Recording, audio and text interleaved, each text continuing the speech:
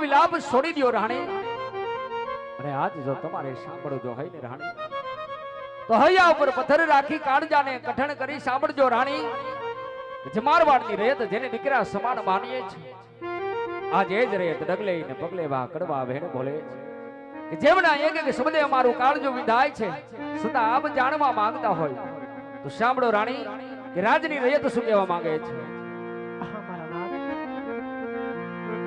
કે રાણી એવા એ રાજન રે કહું ને સતી મારા સાંભળો ને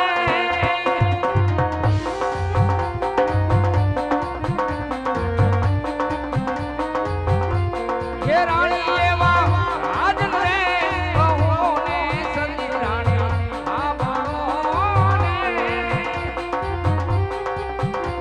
સાંભળો રાણી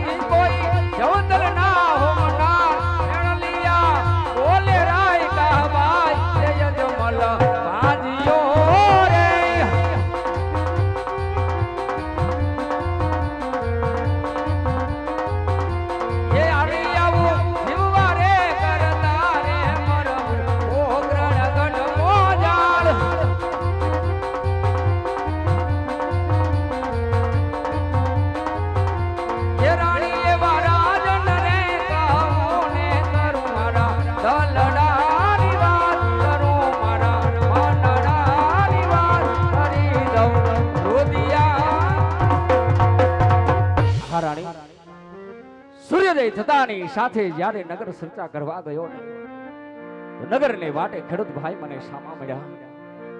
આજ મારા રથની સવારી જોઈ અવળા મુખ કરીને ઉભા હતા રાણી. જ્યારે પૂછવામાં આવે ને તો સામેથી જવાબ મળે કે હે મારા મહારાજ, કદાચ નાના મોઢે મોટી વાત થઈ જાય તો રેત જાણી ક્ષમા કરજો. હે રાજવી, આજ અમે નહીં પણ આ નગરના લોકો કહે છે કે મારવાડનો રાજા અજમલ પાપી પેટે વાંજી આજ.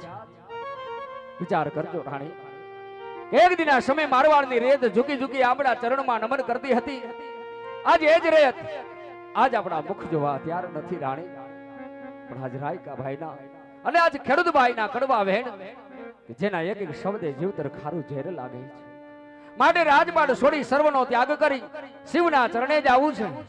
કદાચ જગતનો નાથ ભવના મેણા ભાંગશે રાણી, નહીતર શિવના ચરણમાં જઈ મારી કાયાનું કલ્યાણ કરીશ. માટે વનમાં જવાની મને રજા આપો. મારા નાથ, આજે તમારું કેવું પણ સત્ય છે સ્વામી, અને આ રયતનું કેવું પણ સત્ય છે મારા નાથ. રાણી, આજે વિધાતા આપણી પર વેરણ બની છે મારા નાથ. સત્ય વાત છે રાણી. દળવા વારી રાંધલે આપણે ત્રણ દીકરીઓ તો આપી મારા નાથ, પરંતુ કરાટનો રખેવાળનો આપ્યો સ્વામી. ગયા જન્મમાં એવા તો આપણે શું પાપ કર્યા છે મારા નાથ કે આજે આપણે આ જન્મમાં વાંજ્યા એવા મેળા સહન કરવા પડે છે મારા નાથ. સત્ય વાત છે રાણી. રહી વાત વંશ જવાની, તમે પણ પુત્રના વિયોગમાં વિલીન થઈ ગયા છો સ્વામી. આજે વિધાતાએ છે આપણને આપ્યું છે લાસા, લક્ષ્મી અને સગુણા. આવી જોગમાયા જેવી ત્રણ દીકરીઓ આપી છે મારા નાથ. આ ત્રણેય દીકરીઓને આપણા દીકરા માની લેશું. માટે વંશવનું રહેવા દ્યો મારા નાથ, વંશવનું રહેવા દ્યો સ્વામી. અરે રાણી, હું પણ જાણું છું કે ભગવતી જેવી 3 દીકરી છે, પણ રાણી શું આપ જાણતા નથી કે દીકરી તો પારકા ઘરની આશ કહેવાય. આજ આપણા આંગણે છે, કાલ પરણાવીએ તો પોતાના સાસરે વહી જાય. પણ કદાચ આપણા ભાગ્યમાં લુલો લંગડો બાડો બબડો પુત્ર હોત ને રાણી, તો મારા ગયા પછી આપણું આ રાજ્ય સલાવત. નહીતર એક દિન આ સમય રાજ્યને મણમણના તાળા દેવાય. કારણ કે રાણી, દીકરીએ કોઈના રાજ રહેતા નથી. આજ આપણે રાજ નો રહીએ. માટે રાણી, આવી હટ મેલી દો. વનમાં જવા માટે મને રજા આપો રાણી, વનમાં જવાની રજા આપો. મારા નાથ, આજે આપણે જ રહે તો આપણું તન ખાઈને આપને વાંચાના મેણા બોલતી હોય. હા રાણી, તમારે જો ભોળાનાથના તપ કરવા જવું તો મારી કોઈ ના નથી સ્વામી. પરંતુ એ પેલા આપણા આંગણિયામાં રમતી પાપા પગલી ફરતી આપણી દીકરી સગુણા આજે 16 વર્ષના લાયક થઈ ગયા છે મારા નાથ. દીકરી મોટી થાય એટલે એની ચિંતામાં આવતને સતાવે છે સ્વામી. સગુણાના હરખેથી લગ્ન કરી પછી તમે ખુશીથી વન જજો મારા નાથ, ખુશીથી વન જજો સ્વામી. હા રાણી, તમારું કેવું સત્ય છે કે આંગણિયામાં રમતા બેનબાર સગુણા આજ 16 વર્ષના ઉંમર લાયક થઈ ગયા છે. પણ રાણી, દીકરીના લગ્ન પહેલા મને એક સત્ય વચન આપો કે બેનબાર સગુણાના લગ્ન બાદ આંખમાં એક પણ આંસુડું પાડ્યા વિના રસ્તા મુખે તમે મને વનમાં વળાવશો. વાતનું મને વચન આપો રાણી. મારા નાથ, હું તમને વચન આપું છું કે દીકરી સગુણાના હરખેથી લગ્ન કરી પછી તમે ખુશીથી વન જજો મારા નાથ.